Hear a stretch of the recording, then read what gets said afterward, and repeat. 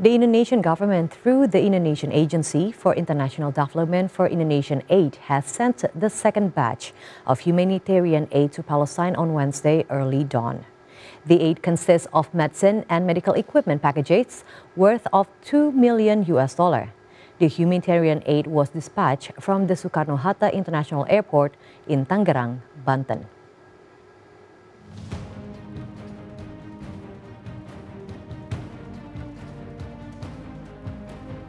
Secretary of Directorate General of Funding and Risk Management at Finance Ministry, Ubaidi Soke Hamidi, said in Tangerang that the aid dispatch on Wednesday early dawn was part of the Indonesian government's humanitarian aid deployment.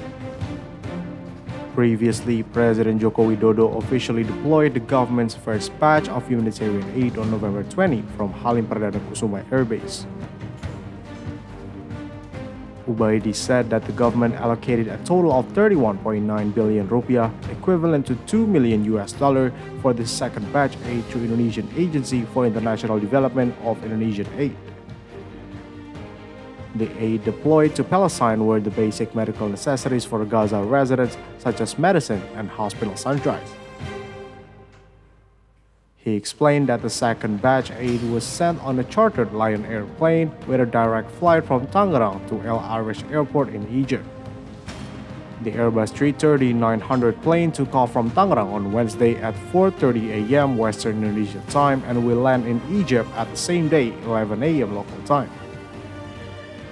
Executive Director of Indonesian Aid Tomar Bulang Lomban Tobing said that the medicines and medical equipment in the second batch of humanitarian aid was sent by Indonesian Aid with the support of Health Ministry, Foreign Affairs Ministry, and Finance Ministry.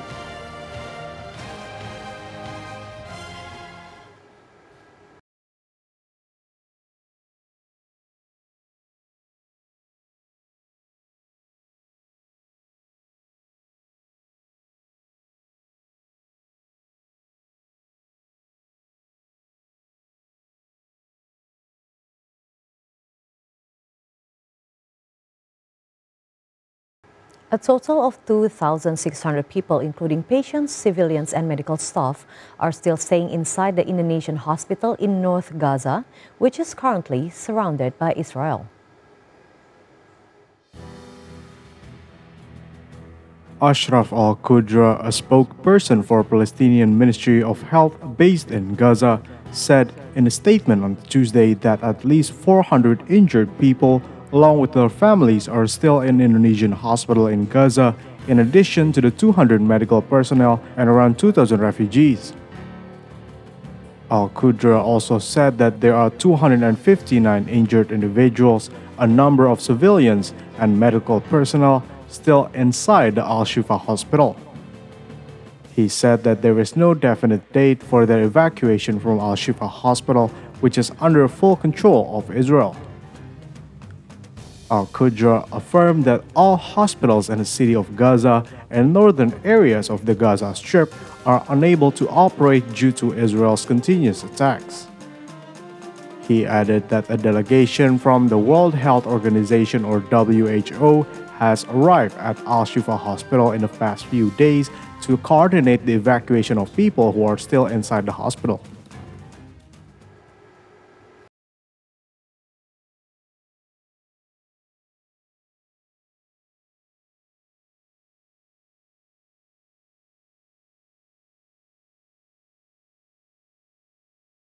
Still on focus today, and we still have more news on the Gaza crisis. Foreign Minister Retno Marsudi, along with other foreign ministers of the Organizations of the Islamic Cooperation, or OIC, as well as the Arab League, visited Moscow, Russia on November 21st.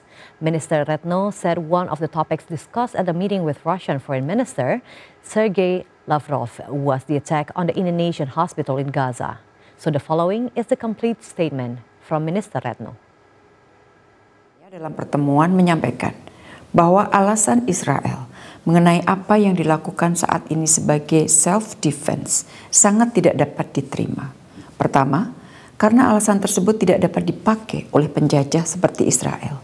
Yang kedua, alasan self-defense tidak dapat dijadikan license to kill civilian, tidak dapat dijadikan alasan untuk membunuh masyarakat sipil dan menyerang fasilitas sipil.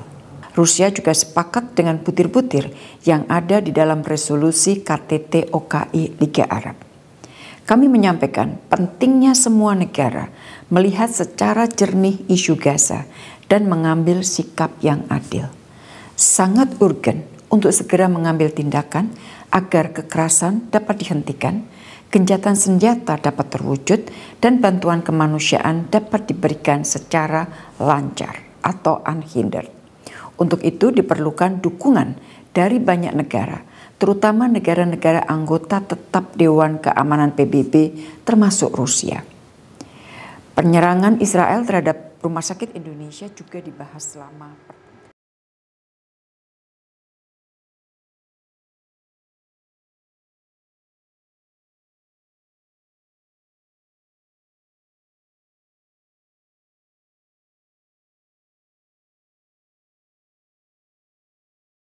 Palestinian ambassador to Indonesia, Zuhair al-Shun, described the current condition in Gaza Strip as a new Holocaust, where Israel has conducted genocide against civilians.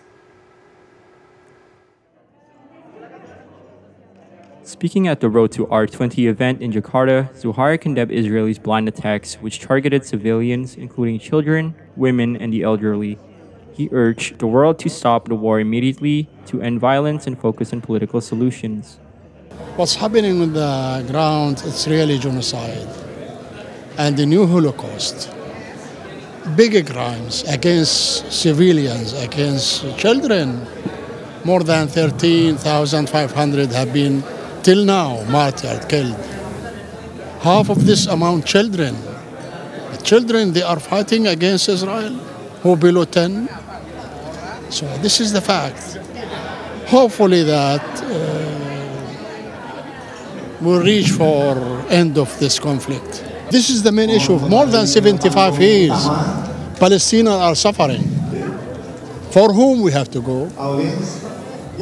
Whom we can ask? Except God. So, we are struggling. We'll continue struggling. This is our land. This is what we believe. Thank you. Regarding the Indonesian Mercy Hospital in Gaza, Zuhair said Indonesia has the right to report to the International Criminal Court for Israel's attack on the hospital.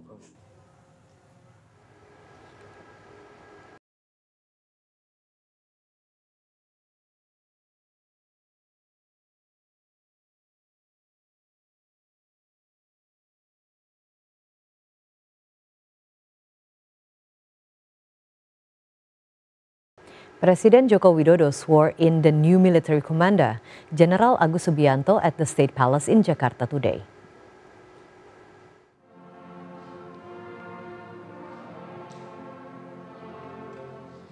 Guided by President Jokowi, General Agus took the oath of office to always be faithful to the 1945 Constitution and to faithfully execute all laws and regulations as dedicated to the nation and the state.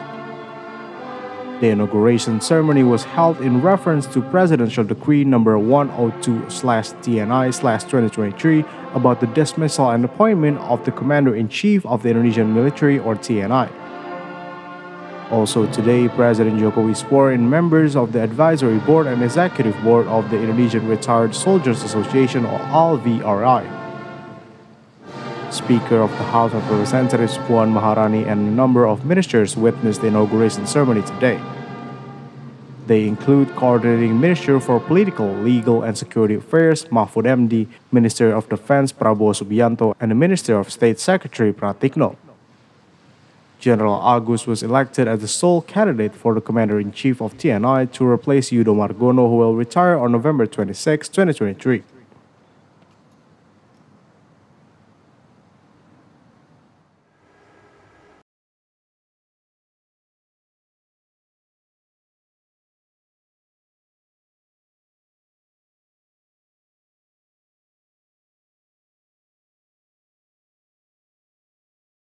General Agus Subianto has been approved as Commander of the Indonesian Military, or TNI, in a plenary meeting of the House of Representatives.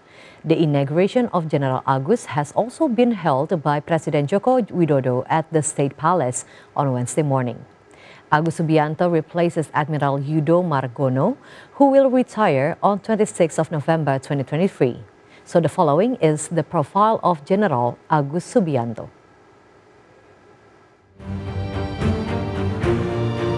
Agus Subianto was born in Cimahi, West Java on 5th of August 1967. Graduating from the Indonesian Military Academy in 1991, he later on served as Battalion Commander of the Army Special Forces, or Kopassus, Group 2, and then head of Kopassus Information Division.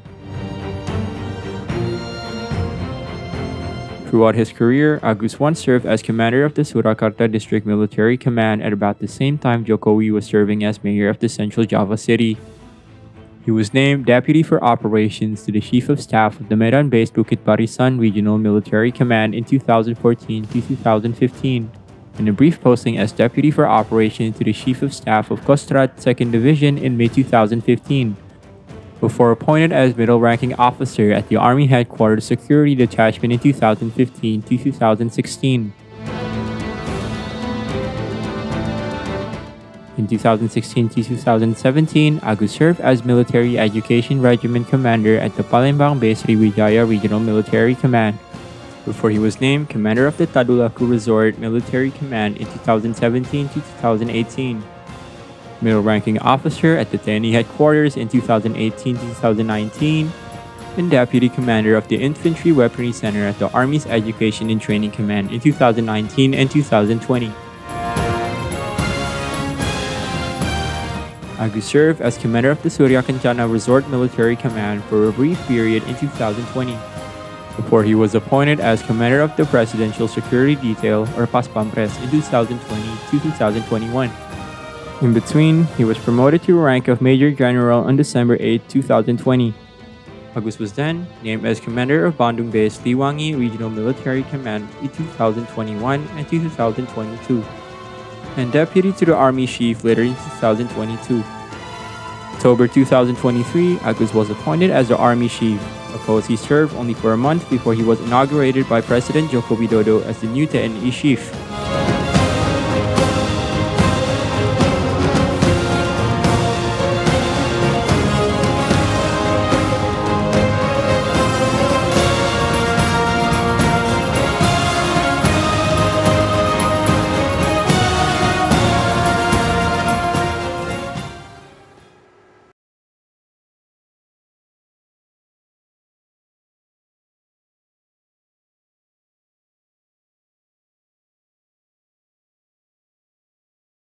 Indonesian language has now become one of the official languages at the General Conference of the United Nations Educational, Scientific and Cultural Organizations, or UNESCO.